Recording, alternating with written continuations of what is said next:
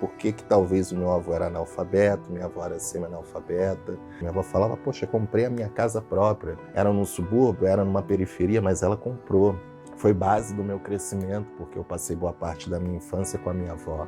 Como se você tivesse que lutar muito mais para chegar. E aí eu entendo esses movimentos e falo, a gente está aqui. A gente tem um direito? Tem, né? Mas eu quero que esse direito não seja só para mim, seja de todos. Eu sou Éden Davanço, marido, pai, empresário e o maior empreendedor familiar do Brasil. E juntos nós vamos conhecer histórias incríveis, porque família é tudo.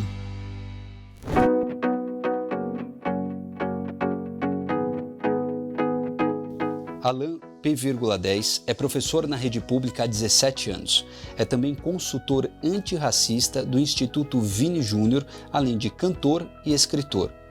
Sua atuação como professor na educação infantil virou uma referência internacional dentro da luta antirracista no Brasil, pois criou, a partir das músicas que compôs, um conceito de ensino que hoje é o mais replicado no país quando se fala em antirracismo. A ideia de Alan é percorrer as escolas do Brasil buscando trabalhar, desde a primeira infância, a autoestima, o respeito e o empoderamento das crianças, criando dessa forma uma relação saudável e com equidade para todos os grupos étnicos e que habitam a nossa sociedade. Papo em família, papo em família, papo em família, papo em família, papo em família. Dá licença. Alan, e aí, Alan, tudo bem? Bom? Tudo ótimo, e você, meu amigo? Na paz. Então tá bom, primeiro muito obrigado por me receber e abrir a tua história, tua casa, para tanta gente. E eu já soube que a molecada lá de Moçambique canta música tua, é isso? Sim, sim. Eu fiquei muito emocionado quando eu recebi esse vídeo, né? São pessoas brasileiras que estão fazendo um trabalho lá com educação e tal. E aí me mandaram esse material, eu fiquei, né, emocionado, porque atravessar o oceano, né, com essa arte, para mim, é muito importante, muito gratificante. Mas no teu caso, mais ainda, porque tem tudo a ver com o movimento que você começa no Brasil e aí chega até lá para ajudar, principalmente talvez na autoestima dessa criançada que começa a se enxergar, se empoderar com a tua música. Mas já falando em criança, onde você nasceu? Eu sou da Baixada Fluminense, Duque de Caxias, no Rio de Janeiro, e vivi lá boa parte da minha vida. Depois eu migrei pro Rio, né, para a capital, e estou residindo lá até hoje. Agora me conta, todo esse movimento, creio eu, que hoje você leva, tem muito de você criança? Tem muito de uma construção, tem um desenvolvimento, né? De tudo que eu vivi, eu acho que de tudo que eu passei, eu acho que é resultado dessa construção. Eu sempre falo, né? A gente vai adquirindo repertórios ao longo da nossa caminhada, ao longo do nosso crescimento, e eu acho que foi um pouquinho dali, um pouquinho de outra coisa colar e tal, né? De coisas que eu aprendi, de coisas que eu vivenciei, que hoje estão desembocando dentro desse trabalho, dentro desse projeto, que eu acredito que é a minha missão de vida. Que demais, eu tenho certeza. Você nasce num lar, você tem quantos irmãos? Você tem irmãos? Eu tenho um irmão, por parte de pai mais velho, eu sou o caçula da família. O caçula. Como que naquela infância, se a gente puder voltar naquele tempo, qual foi a primeira vez que você se sentiu talvez uma dor, uma rejeição? Porque eu vejo você olhando para as crianças hoje e todas as letras, as músicas, que a gente vai contar um pouco disso aqui, eu vejo que é para ajudá-las e para criar empatia entre as crianças e o principal, respeito. Você consegue voltar naquela infância e lembrar a primeira vez que você se sentiu um pouco assim, opa, me ofenderam aqui, falaram uma coisa que eu não achei legal e relacionado às suas origens? Olha, isso é por volta assim, né, quando eu começo a tomar essa noção, né, de quem eu sou e tal. E aí assim, mas eu vou perceber isso depois, de fato, né? Num primeiro momento aquilo ali me incomoda, mas a leitura que hoje eu consigo, quando eu olho hoje, eu vejo de uma outra forma, eu vejo de uma maneira até maior, Mas naquela época aquilo ali me incomodava, mas eu não sabia o porquê, né? Aquele apelido, aquela brincadeira. E aí depois você percebe que por que que eu sou apelidado com algo relacionado à minha cor e o coleguinha ali não é, sabe? Então você vai, né? Fora essa questão da autoestima, eu sempre busquei ser o menino mais inteligente da turma, né? Para compensar possivelmente o não me achar belo, o não ver beleza na minha pessoa. Então eu buscava sempre ser aquele que colocava um pouco mais de inteligência dentro para poder chamar a atenção, né, para ter um destaque dentro da turma. Isso sempre foi uma característica que eu busquei dentro dessa minha infância ali, dentro desse meu crescimento. Talvez até como uma forma de defesa. Exato, é como uma forma de ser, né, ter algum valor. Eu acho que tem muito a ver com isso. A gente busca, né, um protagonismo quando a gente está nesse momento, nessa fase da vida, de alguma forma. E a minha maneira de buscar esse protagonismo, de ter algum destaque no meio dos meus colegas, era a partir dessa questão de estudar e tal, de querer, né, ser um dos destaques da turma nesse aspecto. Eu acho interessante quando você fala, que você fala assim, no primeiro momento, eu não notei muito, aquilo foi aos poucos. Talvez porque a criança é muito pura. E a criança às vezes fala alguma coisa, mas ela não tem uma maldade. E quem recebe também não tem, tá todo mundo com coração puro. Quando que as coisas começam a mudar, e o que começou a te incomodar? Do que as crianças te chamavam e aquilo, começou a te incomodar a ponto de você falar, agora eu também vou estudar para fazer um balanço nisso e eu vou ser o mais inteligente da turma, porque daí você começou a ir buscar um peso maior lá. O que eles te chamavam? Eu tinha um apelido que era de Nescau, por exemplo. Nescau. Nescau. Para quem não sabe, Nescau é achocolatado, né? Isso. É um pó achocolatado que eu adorava, jogava no leite, bate assim e fica gostoso no achocolatado. E aí te chamavam, mas por causa da cor. Exatamente. Mas você não, no primeiro momento nem não percebia. Na verdade eu achava estranho, aí assim, ficava aquela gozação ali, e aí quando você é criança, você acaba também se defendendo, às vezes, criando um outro apelido para o colega. Mas o meu era esse apelido, né? Era essa questão. Então, assim, foi uma coisa meio que de conflito ali, que você começa... E aí você vê essa questão, sou Nescau e tal, né? Mas o outro menino branco ali não tinha um apelido, era mais respeitado. Então é onde você começa a se ver dentro de um lugar mais inferior ali, naquele métier, naquele meio ali, dentro daquela convivência, sabe? Isso sempre me marcou. Com o ar do trabalho que eu fui desenvolvendo uma autoestima que me colocou hoje, não posso me ver mais assim, eu não posso querer ser somente o rapaz, né, destacado pela inteligência. Eu sou uma pessoa que tem o meu valor, tem a minha beleza. Os meus traços, eles, né, representam a minha origem, a minha identidade, então não tem porquê. Mas isso foi depois dos 20 e poucos anos, para você ter uma noção. Caramba, até lá você se sentia completamente inferiorizado. Exatamente. Como que era essa questão dentro da tua casa? Com sua mãe, com seu pai, com seus pais? Como que eles falavam sobre isso? Existe hoje, eu sempre falo, né? O meu olhar hoje, ele explica muita coisa do que aconteceu dentro dessa minha convivência, desse meu aprendizado. Então, minha família, ela tem marcas também desse preconceito, sabe? Eu me lembro que, infelizmente, a minha avó, por conta, né, dessa questão, ela falava para mim, por exemplo, para ficar fazendo assim, para afilar o nariz, para ele ficar mais fino. Eu não sabia por quê, eu simplesmente fazia. Depois que eu falei, poxa, por que eu estou fazendo isso, né? Meu nariz, ele não é feio, mas aí, quer dizer, isso já criava uma interiorização, uma inferiorização de um aspecto meu. E isso eu só fui, de certa forma, modificar esse olhar, esse pensamento, quando eu me encontro com a música rap, que foi o que meio que me transformou no sentido de me entender, de saber quem eu sou e por onde eu devo seguir. O aluno me pergunta às vezes, o senhor trabalha com o Vini Júnior, trabalha com não sei mais quem e tal, por que o senhor ainda está aqui? Porque é aqui que eu faço a diferença. Então, é na sala de aula dentro da escola pública, no subúrbio do Rio de Janeiro, é visitando outras escolas em outras periferias, aqui em São Paulo ou em outros estados, como eu estou querendo ir, é que eu acho que eu faço a diferença. Não é quando eu estou na televisão, não é quando eu estou sentado num restaurante chique, não é quando eu estou trabalhando para um dos principais jogadores de futebol do mundo, que eu sou o melhor, mas é quando eu estou fazendo aquilo que eu acredito de verdade, que eu me propus a fazer. Muitos formatos, vários cabelos, se olhem no espelho. Não sei no que você crê, você crê em Deus? Sim. Eu creio em Deus também.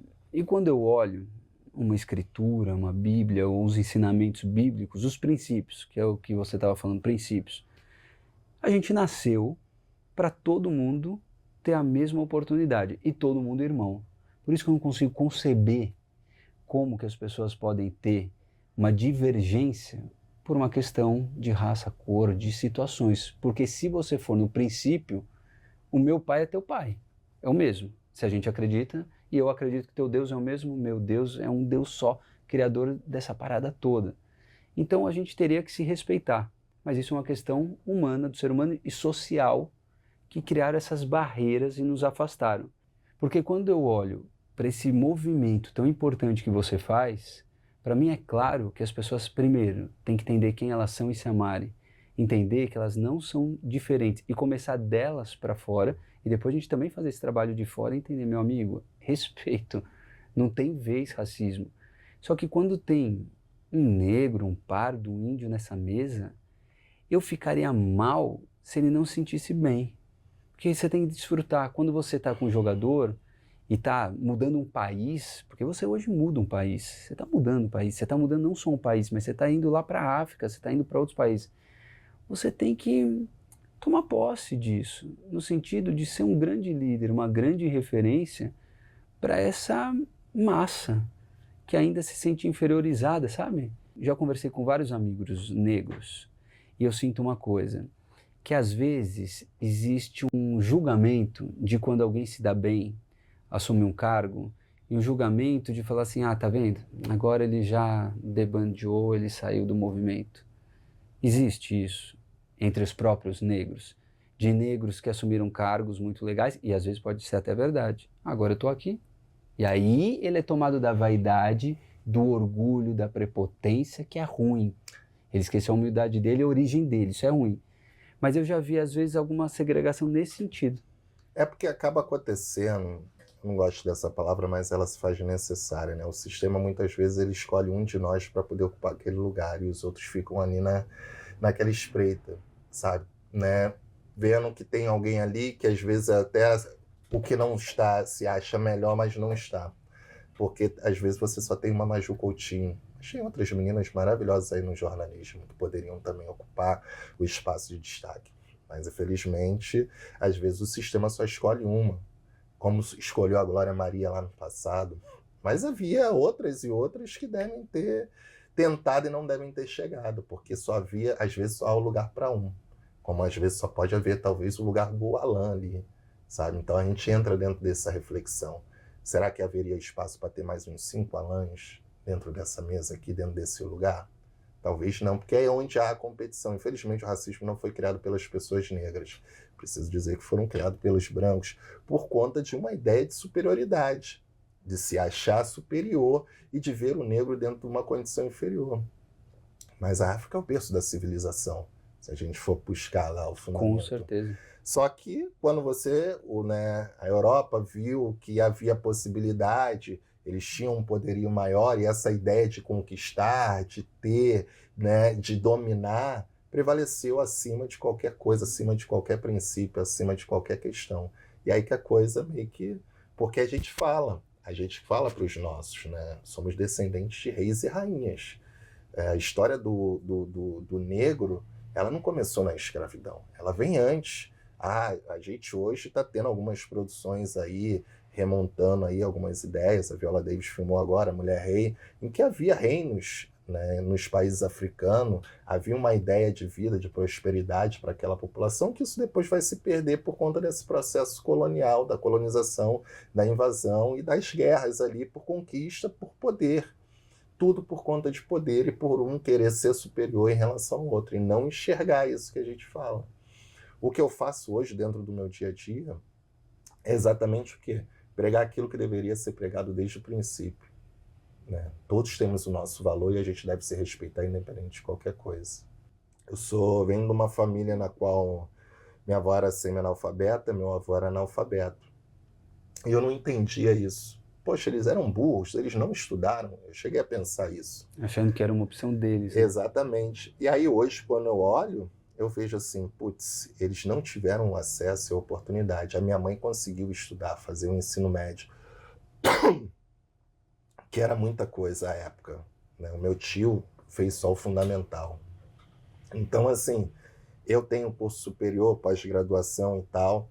Por quê? Por conta dessa evolução da minha, né, do meu grupo racial, sabe? E é triste olhar para trás e perceber que possivelmente os pais dos meus avós não tiveram talvez nem essa possibilidade. Possivelmente foram escravos, foram escravizados, na verdade.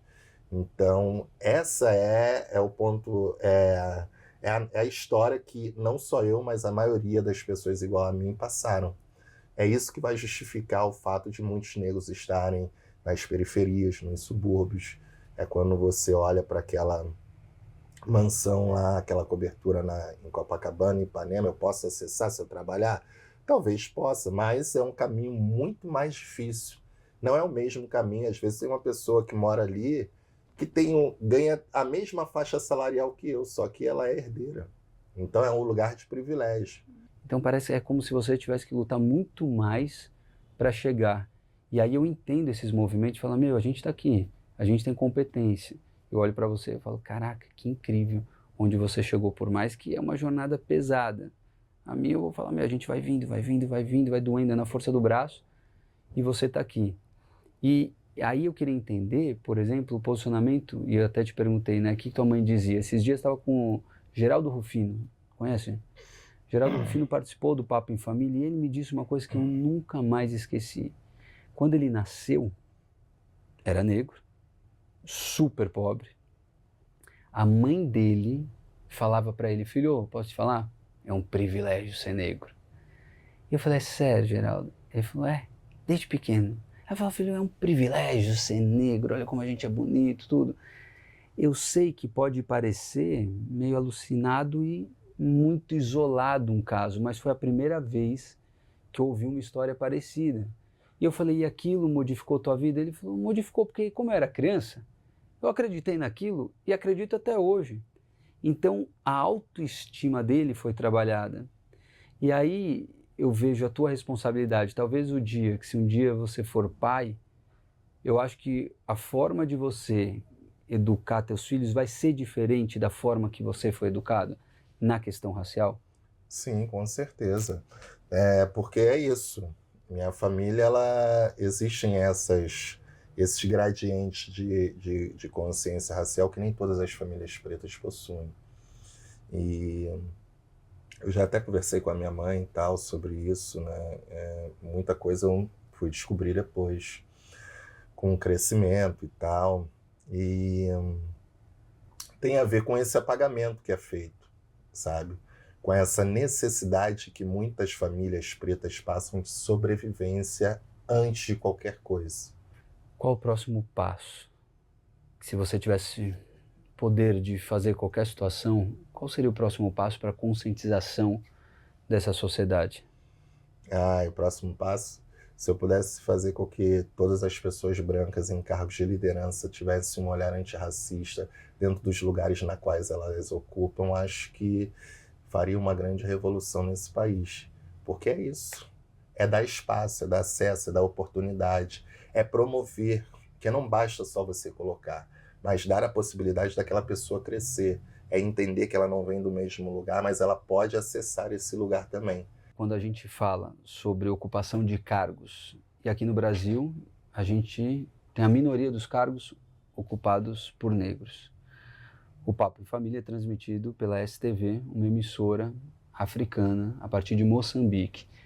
E lá eu vejo que os repórteres, os âncoras, os principais né, as principais pessoas, os principais repórteres, jornalistas, entrevistadores são negros, como deveria ser, certo?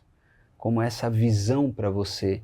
E quando a gente olha para o Brasil, é o oposto. E quando eu olho para Moçambique, onde a gente tem esse programa, como que você olha para essa emissora e consegue enxergar que lá, talvez a minoria ou quase poucos são brancos que assumem esses cargos de maior liderança dentro, por exemplo, de uma emissora ou de tantas outras empresas? Eu vejo como importante, eu vejo como fundamental. E é aquilo, né? A gente está aqui no Brasil e lamenta muito por não ter essa mesma perspectiva, essa mesma proposição por parte dessas empresas que detêm esse poder, que detêm esse capital de poder fazer esse movimento. Eu vejo os países africanos, mesmo ali, a África do Sul tendo tido essa questão do apartheid e tal, mas não foi essa fusão, essa mistura como foi feita aqui no Brasil. Indígenas, negros e brancos. Então é uma outra explicação. É diferente dos Estados Unidos também, onde a segregação fez com que os negros estivessem de um lado e os brancos do outro.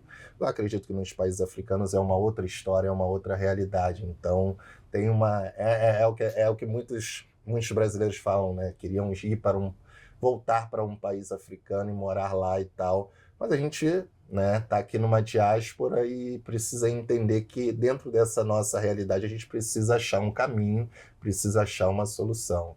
Eu acredito que papos como esses papos abertos que a gente faz, vai talvez chegar no coração dessas pessoas, na mente dessas pessoas, e elas entenderem que elas também fazem parte desse movimento, porque senão fica um movimento muito isolado, como você disse. Eu aqui tento me colocar nesse lugar de escuta, como um apresentador de programa, faço questão de trazer essa pauta. Tenho muito orgulho de apresentar um programa de família, a começar de Moçambique, na África, onde a população majoritária é negra.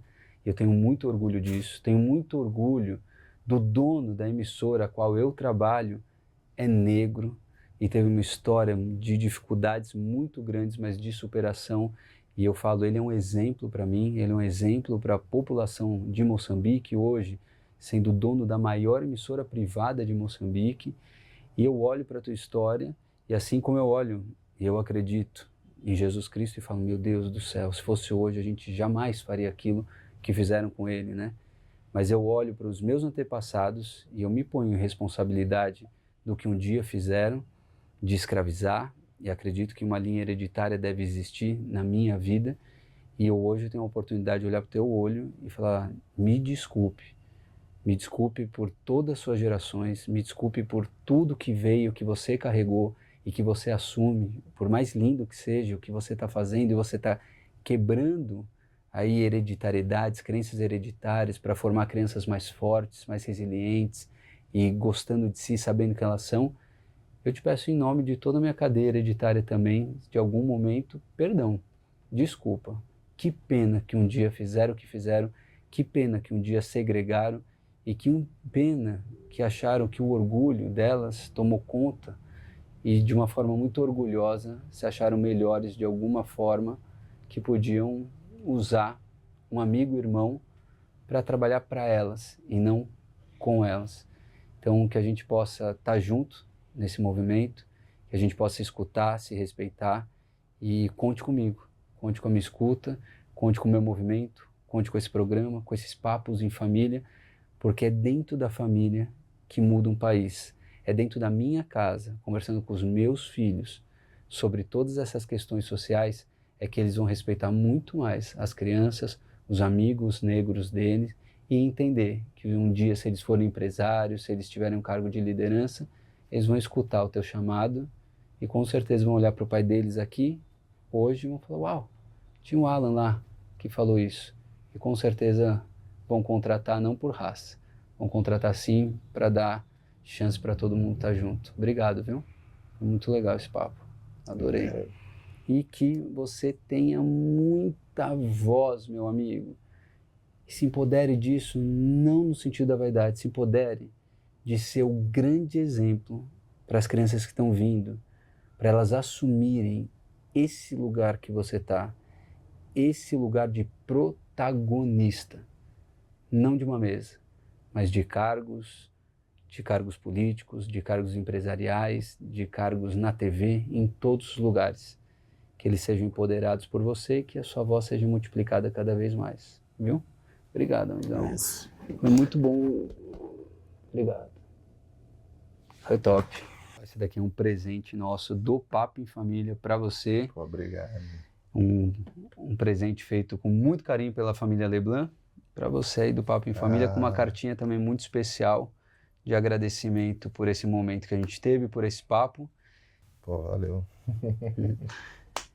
Esse foi o Papo em Família com Alan, aqui cheio de significado, de aprendizado, e que na verdade é um papo que muda e transforma gerações, não só pelo que você está fazendo com as crianças, mas por esse papo, o que transformou, entrou na casa das pessoas, um papo extremamente importante, que muitas vezes a gente não entende a relevância e o tamanho e a proporção desse assunto, mas que é importante a gente falar, que é importante a gente estar junto e a gente entender que o processo também começa por nós.